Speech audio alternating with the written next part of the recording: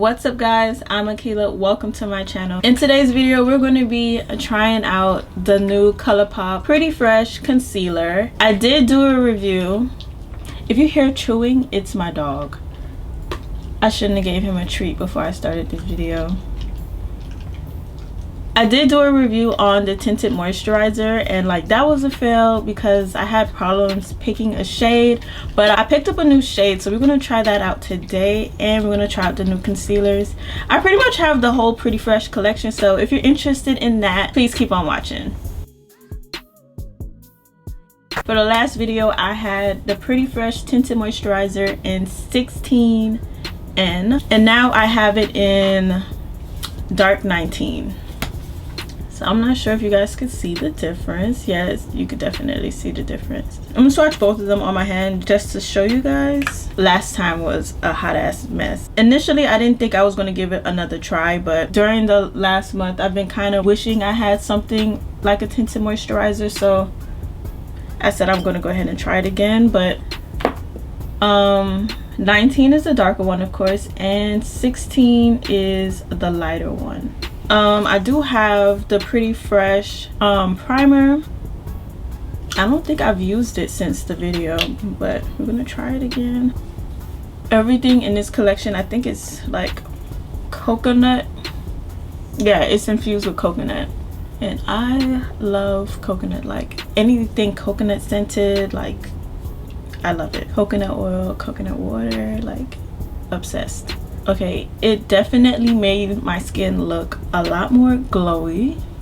It feels moisturized. I feel like if you have dry skin, like this primer would be really good for you. Okay, now we're gonna go ahead and try the tinted moisturizer again.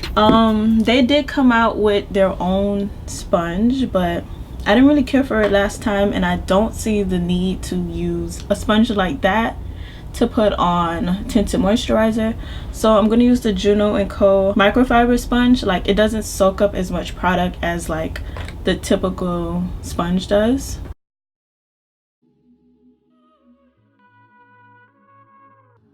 That color looks a lot better. That looks so much better. One thing that I did remember from trying it on last time is that from like all of the tinted moisturizers I've ever tried before, this one kind of dried down to look matte.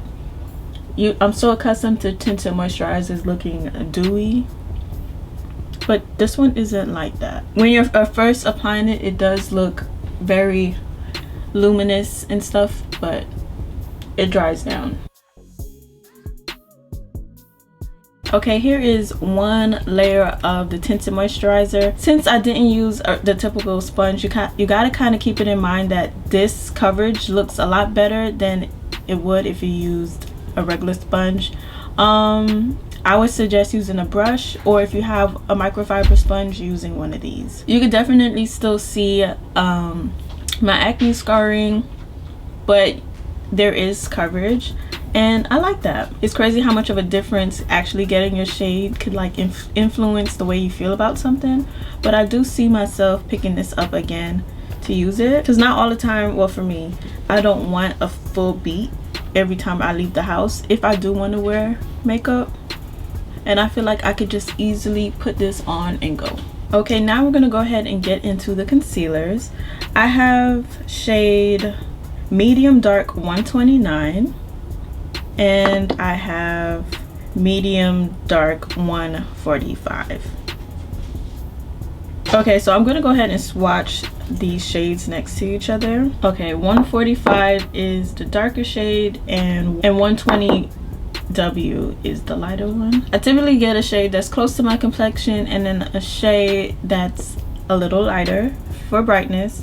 So I'm gonna go ahead and see what 145 looks like against my skin tone.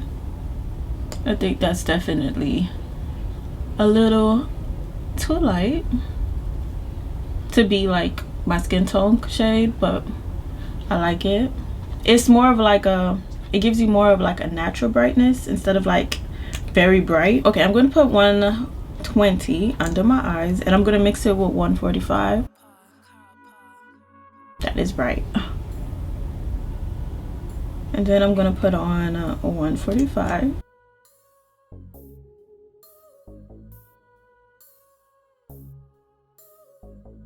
I'm gonna go ahead and blend that in.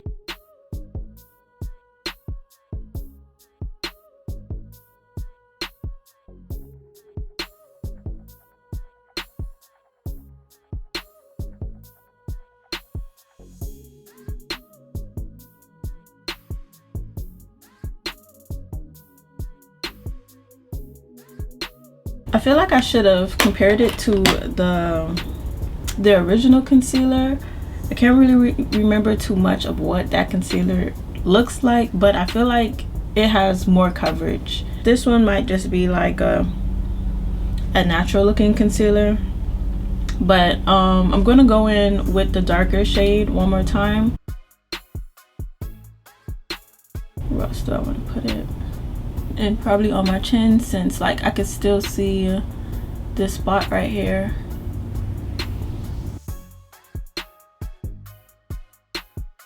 Okay, from what I'm seeing going back in, this concealer does crease. I don't think it's one of those concealers that have like a fast dry down time, because the way it's creasing in my crease right now, like it's definitely more creamy than the other one, and it doesn't dry down as fast. I do like the look of it, but it's definitely not full coverage. Personally, to me, it's not that super glam concealer that you'll reach for if you have like something really important to go to. And me having a really creasy under eyes, like I know for sure that I have to like go in and make sure I set it properly, or it's going to crease up on me really bad. I'm using some of the Anastasia setting powder in Banana, and I'm gonna go ahead and kick off the powder. I use the Sephora Micro Smooth on a large powder brush and just pat everything in and kicking things off. You know what, I'm gonna go ahead and finish the rest of my makeup, and then I'm gonna come back with my final thoughts on the concealer and the foundation too. Okay, I'm done with my makeup. We could go ahead and jump into like how it held up while I was doing my makeup and the things that I noticed. I could still see my skin, meaning like I'm not 100% covered when it comes to the tinted moisturizer, which is fine. I did not expect much coverage from it in the first place, but it looks really good. And it's not really giving me tinted moisturizer vibes either. Like I don't feel hella moisturized, but I do like it. When it comes to the concealer, I rather have okay coverage on the rest of my face, but like under my eyes, I want my concealer to be almost full coverage. And this concealer, I don't even know how much coverage to say it has, because I could definitely still see the dark circles under my eyes, and it doesn't really fully cover like my acne scarring either. Like I rather have like, for me, like I rather have tinted moisturizer on and a really good concealer, and to me this concealer is more on the natural side.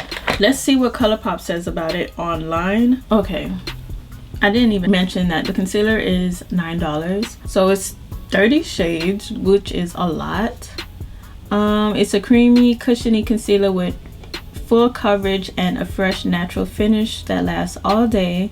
Super blendable and loaded with skin loving hyaluronic acid and coconut water. It's oil free, dermatologist tested, and ideal for all skin types. So they say it's full coverage. I don't see full coverage. Some positives: it did set really well. Like it's not settling in any lines under my eyes, and in that part it looks good, but I feel like I still see darkness. And with my favorite concealer, the L'Oreal Infallible Full Wear Concealer, I don't see anything, and that's what I need. If I was to rate it from 1 to 10, I would give it a 6.5/7.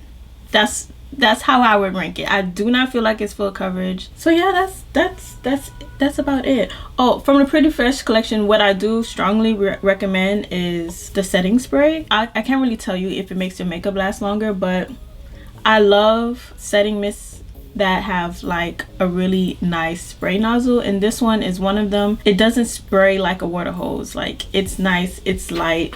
Let's see, it's not overpowering, and I like that about it. So yeah guys, that wraps up today's video. If you found today's video helpful, please give it a thumbs up, and if you aren't already, please subscribe to my channel, and I'll see you guys next time. Bye.